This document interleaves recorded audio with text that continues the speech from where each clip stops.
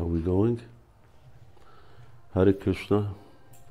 Dear devotees, we're continuing our readings. And exactly what is the time? Give me my watch. Oh no, it's over here. Slowly. 10 past, okay. Sorry I was a little late, but I had this emergency email to attend to. Life's still going on. Oh boy. No, we're beyond that. An opportunity for intimate service. Because I bent to you.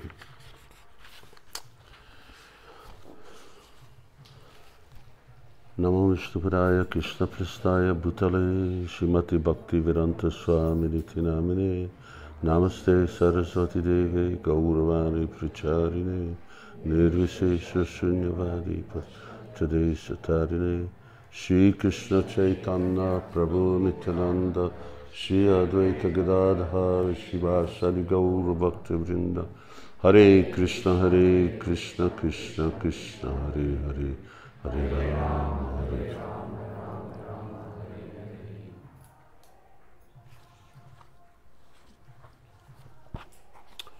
An opportunity for intimate service. A little over a month later, towards the end of May 1967, Swamiji had a stroke. This harkened back to an earlier experience on the Jaladuta while he was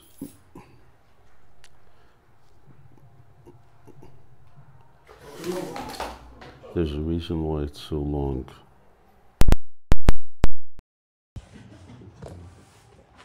Okay, hang on there, folks.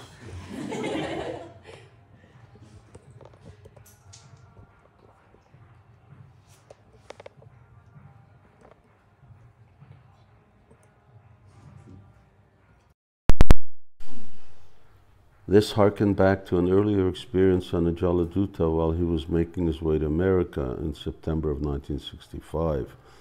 At that time, he had similarly suffered 2 heart attacks. If the Atlantic would have shown its usual face, he wrote in his diary, perhaps I would have died. But Krishna, he noted, had taken charge of the ship, allowing his movement to manifest in the West.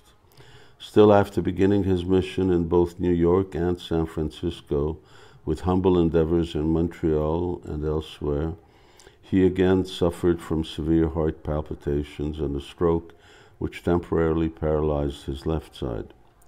Devotees would later learn that he had chronic diabetes, causing heart disease and eventually kidney failure as well. His condition never affected his service, though, which was always full of life, brilliance, and unbridled enthusiasm.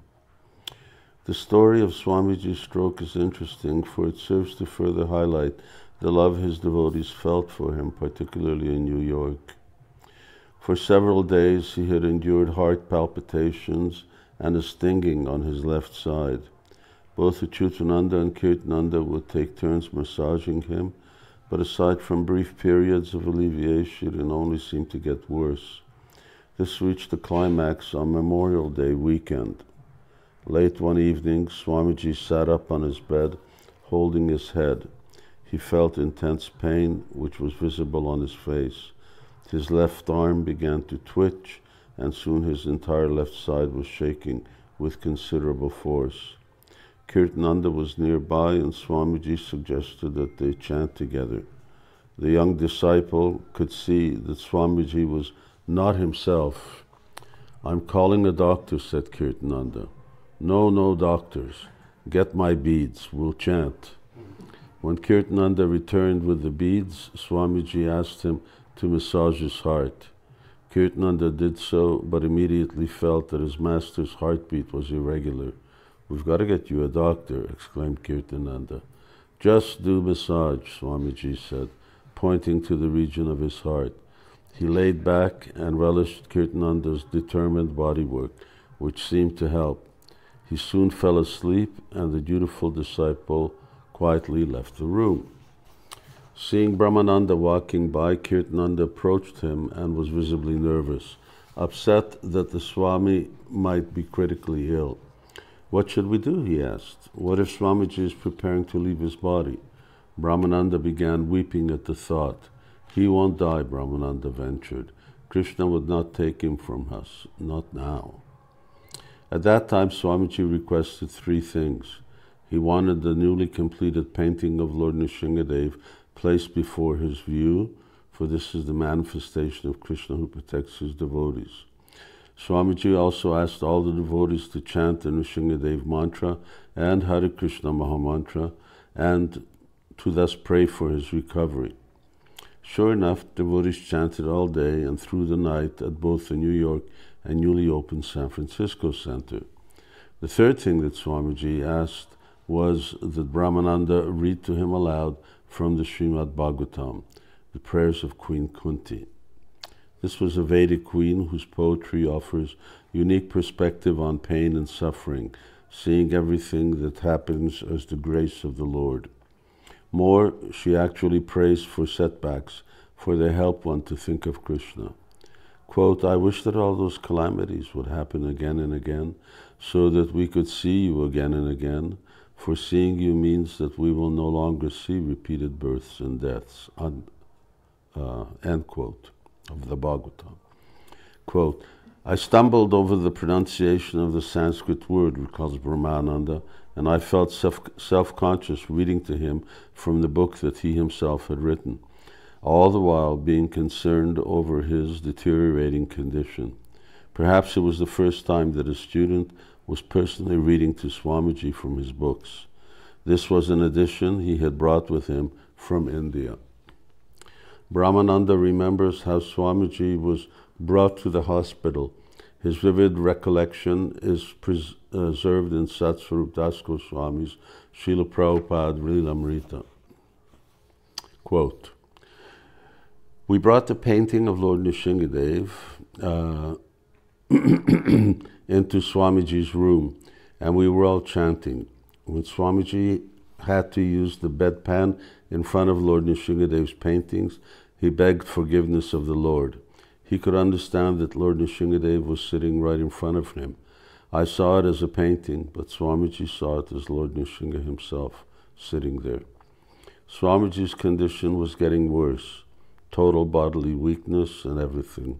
I couldn't get a doctor because it was Memorial Day and everything was closed. I even called my family doctor, but he wasn't in. Everyone had gone on vacation because on Memorial Day, everyone leaves the city. I couldn't get anyone. I was calling hospitals, doctors, trying this and that, but I couldn't get anyone. Finally, I got a doctor by calling an emergency number for the New York City Medical Department. The doctor came. He was an old geezer with a real... That's a new word, Shambhihari, geezer, you old geezer. The old geezer.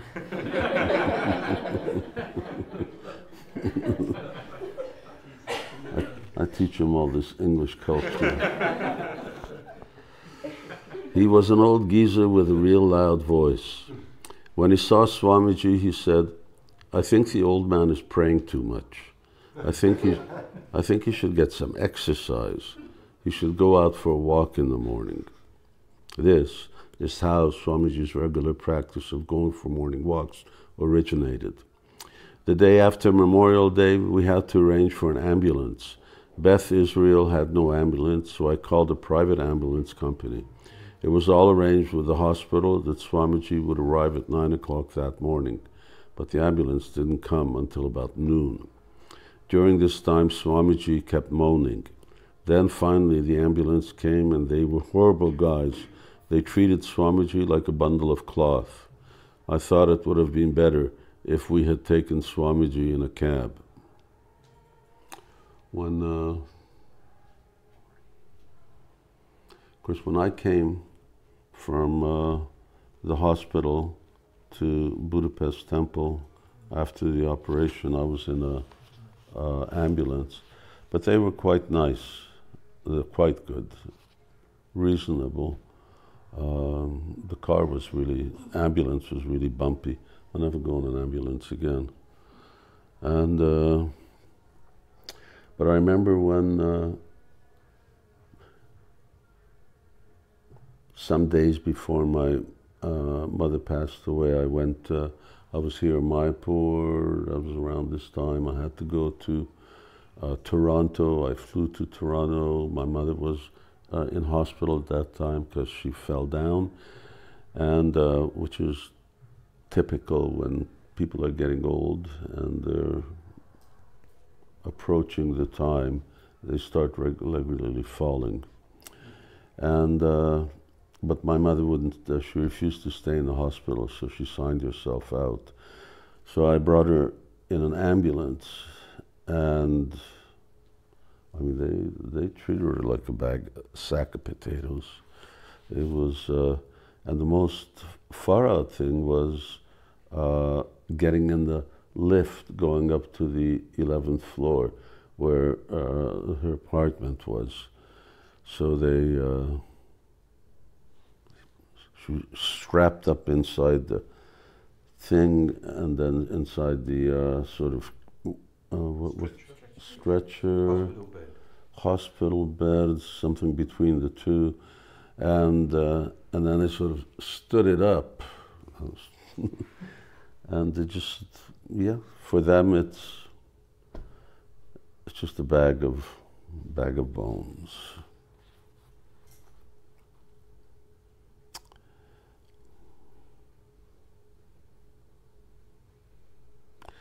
They treated Swamiji like a bundle of cloth. I thought it would have been better if we had taken Swamiji in a cab. Yes. Kirtananda what happens in an ambulance? You lay down, unless they're giving you oxygen and other things. But otherwise, you can lay down in the back of a cab. Kirtananda stayed in Swamiji's hospital room as a nurse, but all the other devotees were asked to leave. They returned to the temple and again chanted through the night for Swamiji's protection, as he had asked them to do. Kirtananda called the devotees in San Francisco to explain the situation and to ask them to chant all night to Lord Nrsingadev as well. They used the Sanskrit mantra the Swamiji had taught them. Tavakara kamalavare nakam madhuta sringam dolita hiranya kashipu tanu bringam keshavadrita narahari rupa jai jagadisha hare. I wasn't living in the temple when this was happening. I was still going to university. But this similar type of events happened also later on when Srila Prabhupada was sick, and he asked devotees to chant, and we would chant. So there was 24-hour chanting in the temple room, and devotees were taking shifts to keep that chanting going. But the interesting sort of the phenomena is that you all know about Srila Prabhupada, you all have connection with Prabhupada. This idea, this concept that Prabhupada could pass away, it just didn't enter into anybody's mind that Prabhupada was could leave the world or would leave the world. So everybody was of the opinion that, well, Prabhupada can do whatever he wants and he can just make miracles like the mystic yogis. And no doubt Prabhupada could, certainly Krishna could, but didn't seem to be in Prabhupada's agenda to be doing that at all. In fact, because then what will we do when it's time? We'll do some miracles. So we're not going to do any miracles. So then what's the example to follow? So rather, Srila Prabhupada showed what it means to have a material body. And Prabhupada, we can read here, Prabhupada was in pain. it's not that, pure devotees don't feel pain, but this is the price for preaching. This is the price for spreading Krishna consciousness. Prabhupada came in the world to write books, to spread the chanting of the holy name, but there was a price for that. And the inconvenience of accepting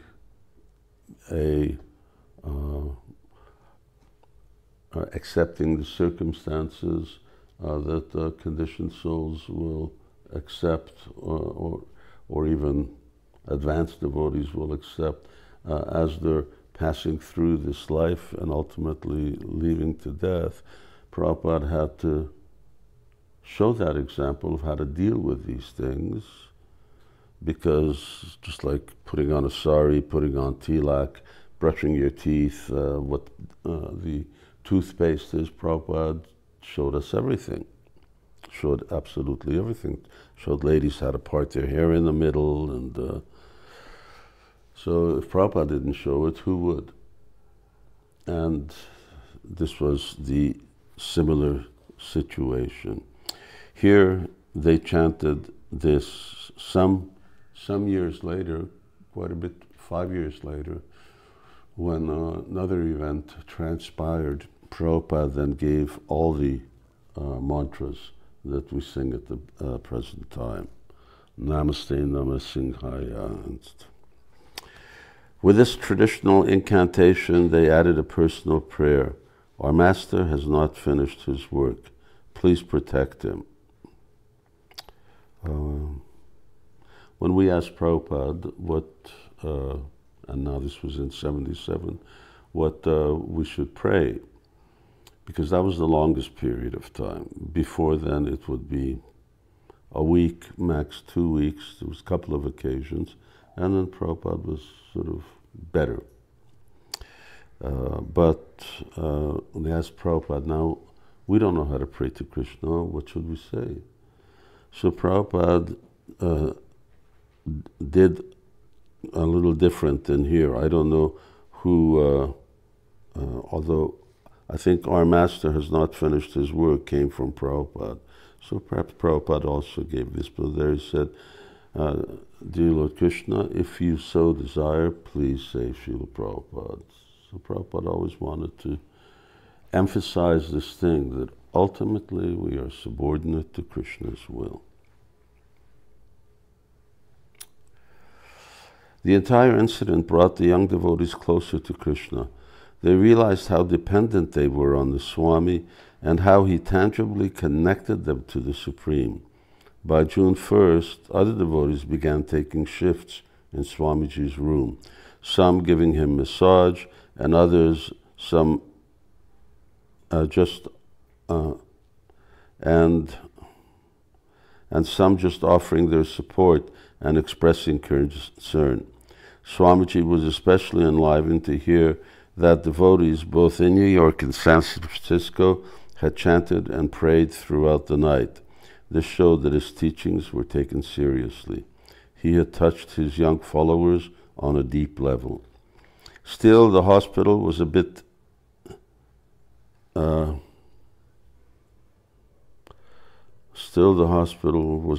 too much to contend with. There's missing words here. Numerous doctors and their assistants consistently interrupted his loving exchanges with devotees. After all, they needed to take blood samples, give injections, and address his condition in various diagnostic ways. And despite all the testing, they seemed uncertain about the underlying causes of his ailment. Well, that's unusual. And they wanted to put him through an additional battery of tests, including a spinal tap. In fact, they did the spinal test, and others too.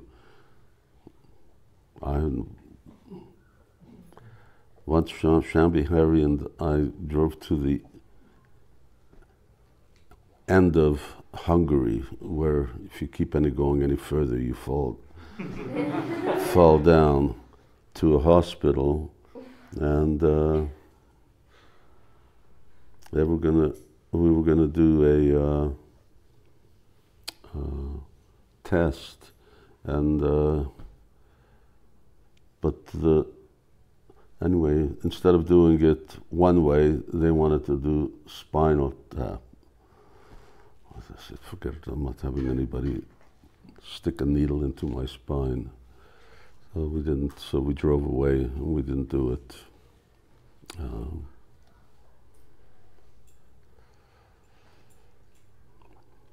But at a certain point, Swamiji said, no more. It seemed that the doctors were just experimenting on him. Both he and his disciples were not only unimpressed, but severely dismayed.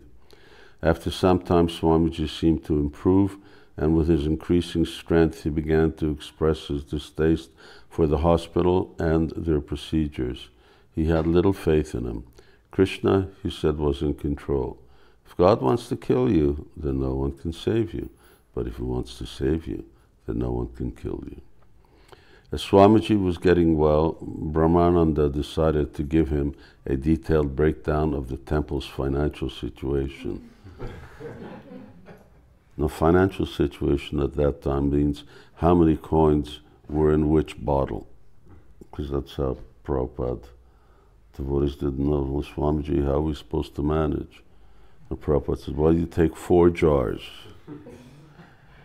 and whatever money comes in 1 jar it goes for electricity bill, in 1 jar it goes for, you divide it in 4 for this, and 1 jar it goes for that. And that's very easy finance. There was no money to keep track of, so not a nice thing to do. Temple financial situation, as he would commonly do as temple president. But after a couple of sentences, he reconsidered. Looking up at Swamiji, he said, do you want me to tell you all these details? I thought you would want to know. I mean, you should know. In response, Swamiji expressed his faith in Brahmananda, saying that given the circumstances, he could handle it on his own. As Swamiji received letters from disciples and well-wishers, his health returned in a commensurate way. Surely it was the love that saved him, a fact that he acknowledged when he dictated a short letter to his San Francisco devotees. Before I read that letter. So throughout Prabhupada's stay, and especially when Prabhupada was really ill, Prabhupada was willing to accept hospital treatment, doctor treatment, medical treatment, but only as long as it didn't interfere with fully depending on Krishna. And when it did interfere with that, then Prabhupada would just say no. So even in the Bhagavatam, Krishna tells Uddhava that devotees may take medication to cure physical ailments, but still, everything has a limit. So this concept of, and something that we need to always keep in mind, never let everything interfere with dependence on Krishna. That we're always depending on Krishna, and we don't want anything to compromise that. If something seems to sort of come in the way, then and it's a what Srila Prabhupada was going through here is what everybody's going to go through. No one is going to be spared, not even Radharani. You're going to also get old and get sick, and you're going to have to manage the sickness, and then at a certain point we have to face death. Mrityu sarva harasjaham.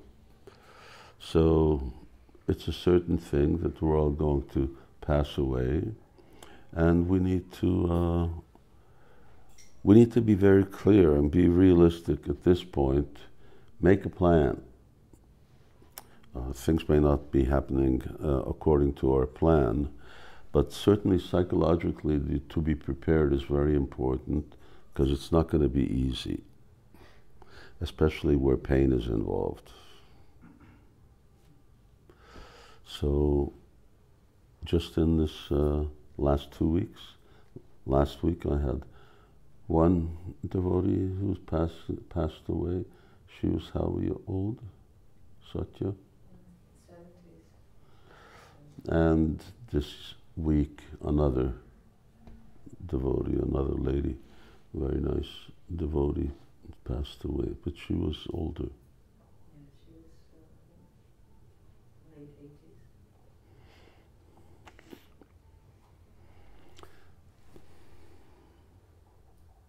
So get prepared. Of course, the real preparation is being Krishna conscious.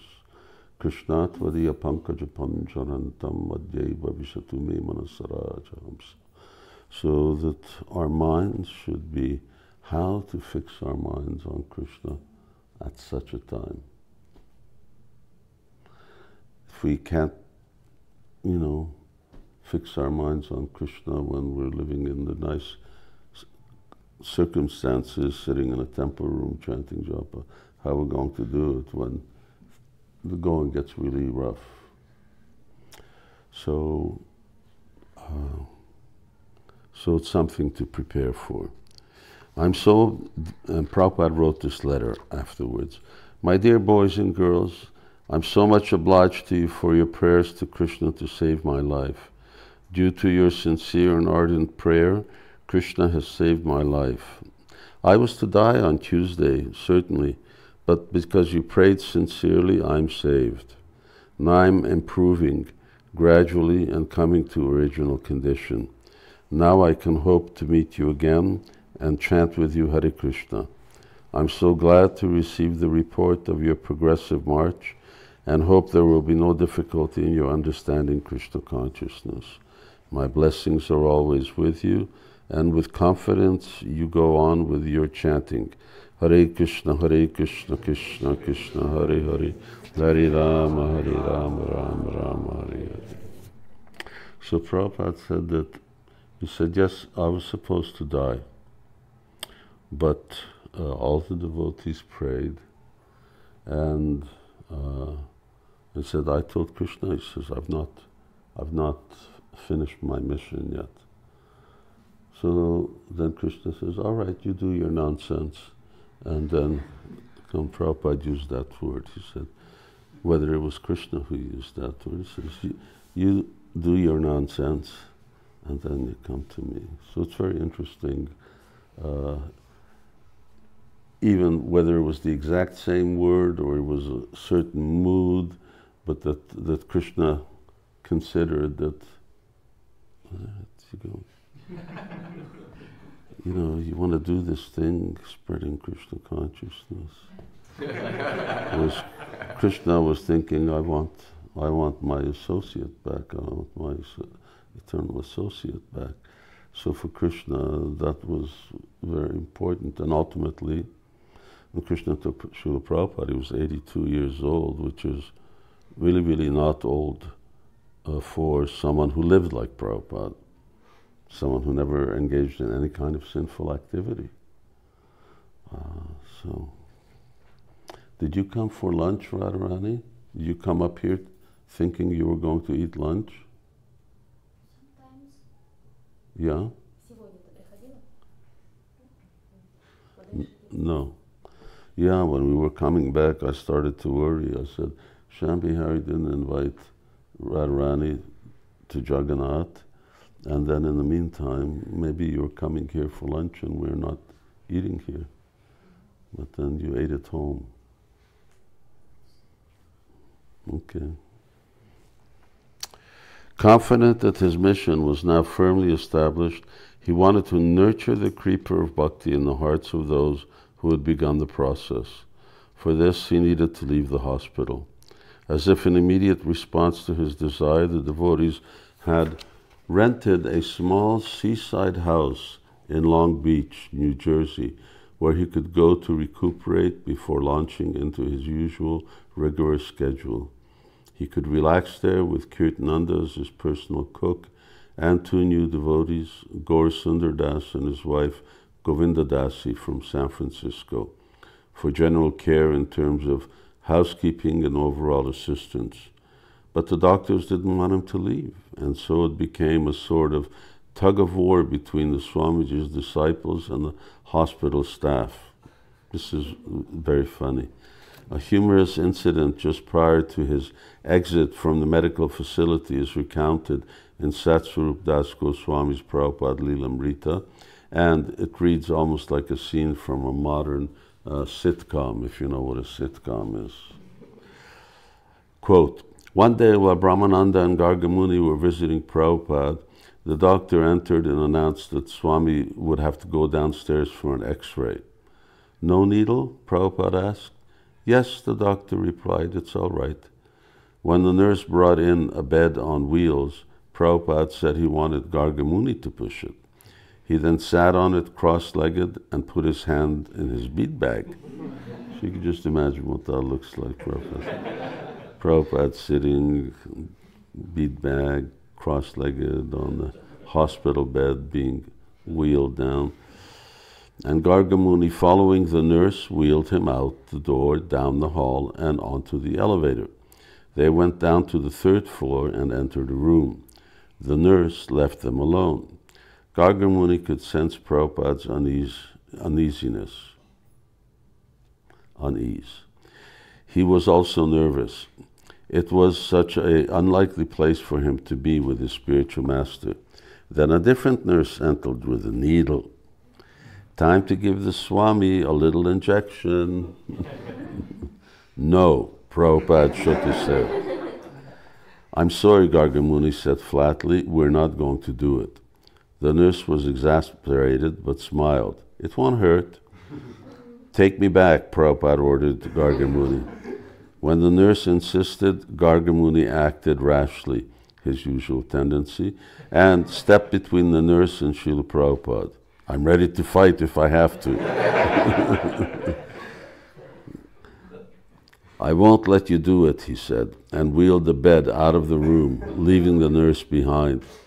Gargamuni was lost. He was somewhere on the third or fourth floor, faced with corridors and doors, and Prabhupada's room was on the sixth floor. Unsure where he was going, Gargamuni wheeled through the corridors with Prabhupada sitting cross-legged, chanting on his beads. Brahmananda arrived at the X-ray lab seconds after Gargamuni's escape. The nurse and an intern complained to him about what had happened. They considered this a theft, said Brahmananda. Swamiji was their property.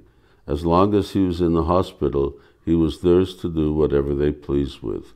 Gargamuni had stolen Swamiji away from them. Although I've seen doctors do very helpful, beneficial, and successful things, but part of hospital staff's mentality is, now you're here, I'm God, and whatever I tell you to do, you have to do. Well, they don't like anyone saying, I'm not going to do that.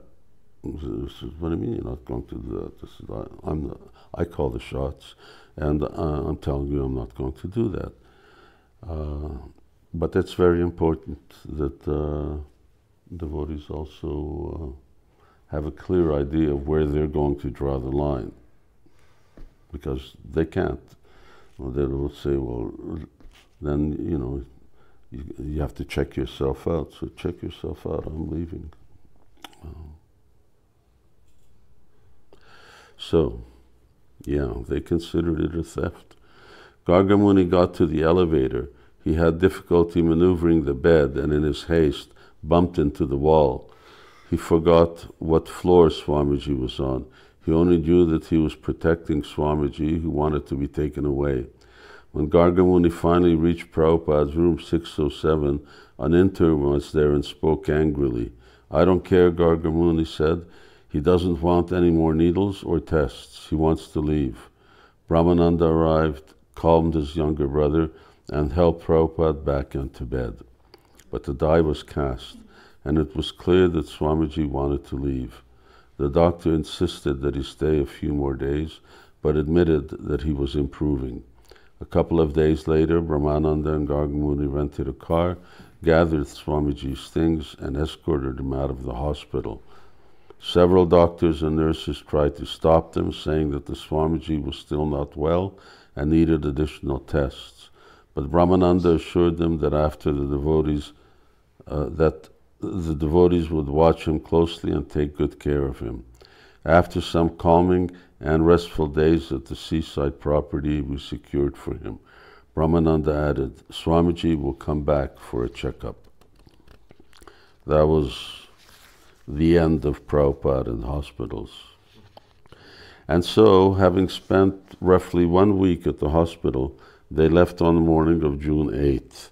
Swamiji and the boys briefly stopped at the 26th 2nd Avenue temple before going to the house in Long Beach.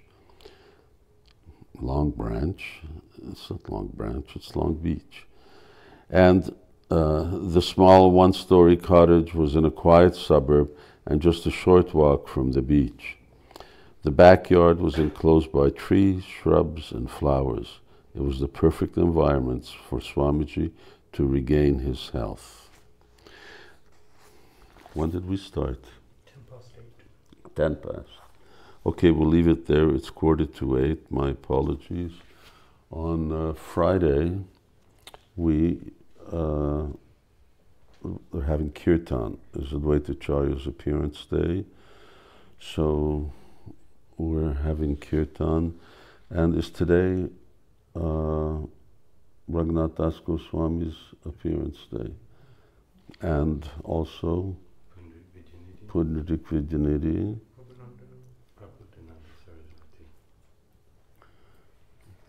Vishwanath Thakur's appearance. Who? Vishwanath Thakur. Raghunath Thakur's appearance. Sri Vishnu Priya Devi's appearance. Vasant Panchami Raghunath Das Goswami. Saraswati Puja. Saraswati Puja. Vasant Panchami. So it's a time when great devotees appear and disappear. Many wonderful pastimes take place, and it's the beginning of Holi. And from now until Gaur Purnima in Vrindavan, Krishna and cowherd boys play Holi all throughout different designated places. Nanda Maharaj designates different places where otherwise they just make a mess out of the whole place. So they've got certain places that they're allowed to play. And,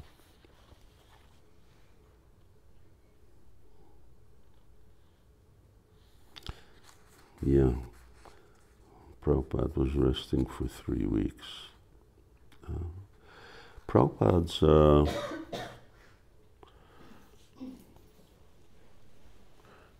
inclination not to have to be in hospital, his aversion to medical treatment, allopathic medical treatment instead of Ayurvedic, is something that is sort of characteristic of a culture that was sort of his generation and earlier generations, even successive after that, where people, not just devotees, but people, they, because none of these things existed before. There were no hospitals. Doctors there were, but there were no hospitals. And there certainly wasn't the type of medical treatment that there was in the non-Vedic world. They used herbs and stuff. And in the Vedic culture, they used Ayurveda, which is also herbs, but based on different guidelines, namely Dhanvantari's teachings. So it's very this culture of running to a hospital for a sneeze and things like that. So just think what happens when they don't exist. Just like, for instance, right now, I don't know if you know where Gaza is, or what's going on over there. But there's no hospitals. There's a war going on, and there's no hospitals. So what do? So you make the best of a circumstance, and then once you get to hospitals, then even that's the what do they call it? I forget. Their protocol. Hospital protocol is get patients out as soon as possible. Because the longer they stay, the longer they have a chance of catching different types of very difficult or incurable diseases that wander around in hospitals and in hospital ventilation shafts and so on. So the whole thing is get people out as soon as they can walk, let them go home. Anyhow, so we won't be chanting on, we won't be reading on Friday. We'll be reading next Monday. On Friday there's Kirtan in front of Panchatattva, 7 to 9. So if you want to attend, then you are welcome. Jai Srila Prabhupada Ki Jai. Hare Krishna.